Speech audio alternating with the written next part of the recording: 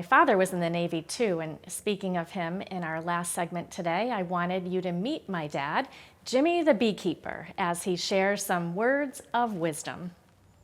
This is my dad, Jimmy Stefanik, and I've learned a lot from him over the years, how to fish and all about nature, and lately we've been doing beekeeping, so we're both dressed up in our beekeeping suits. But before we start our beekeeping, our hives are right over here, we're gonna go look at all the flowers and see what flowers the bees are going into today. All right, so we'll take a little walk, nature walk. I got my walking stick. All right, let's get going. This is Staghorn sumac. It's not quite ready yet, but probably another week or so, the bees will be going into that. It's got a nice smell. Not this one doesn't smell too good. This is spring aster. Yeah. Small little flower. The bees go in that? Yes. Yeah. I don't know where your bees are going today. They don't seem to be going anywhere. Well, it's been a dry spring Oh. so far, right? Happy days. There's a bee. He's going into that yellow flower. I don't think one bee can make 40 pounds of honey. He needs a lot of help. Beekeepers have been around for centuries, and there's a whole story about it in the Bible. Well, what we're talking about is St. John the Baptist that was in the desert. How did he get the honey from the bees?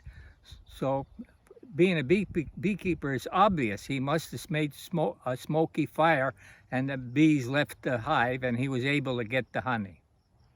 But I don't know about eating the locusts and the grubs. That's yuck. What's the plan? The plan, the bees got all the plans. We're just gonna watch and trying to take care of them. Make sure they come back to the hive every night. Yeah. They know where, how do they know where to go? How can they tell? It's a pheromone that they smell. They smell all the other bees and they only go into their own hive. Can't go into the neighbor's hive because they'll get kicked out by the guard bees.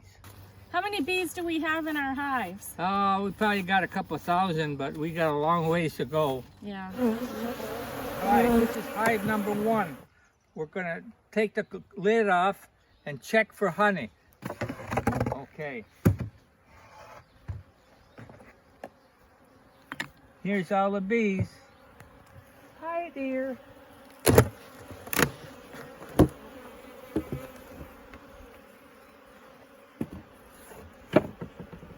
Okay.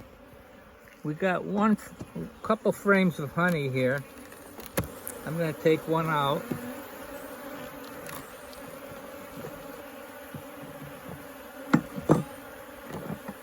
This frame has got honey, very little, and here's couple bees there got scared of me and are trying to retrieve some of their honey.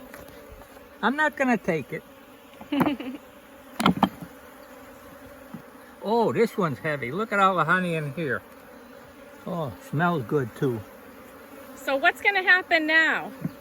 So they have to fill up this whole box before we can take it to our honey room and extract it.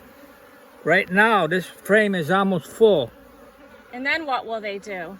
They got to cap it with wax that comes from their glands underneath their body. Look at all the bees on the bottom ready to come up here and do their thing.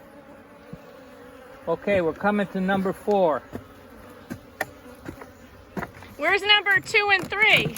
Number 2 and 3 are waiting in the sidelines.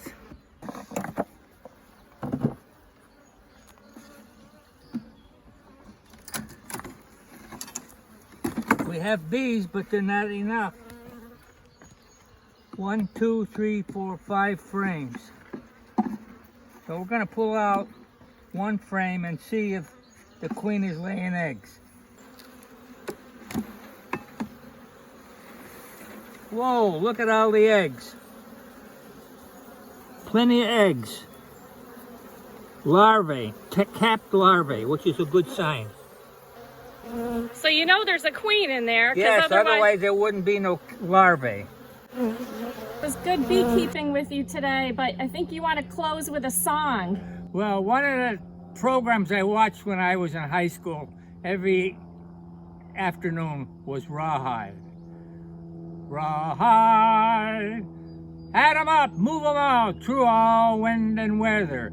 Hell's bent to leather, soon we'll be heading high and dry. My heart's calculating, my true love will be waiting at the end of my drive. Had 'em up, move 'em out.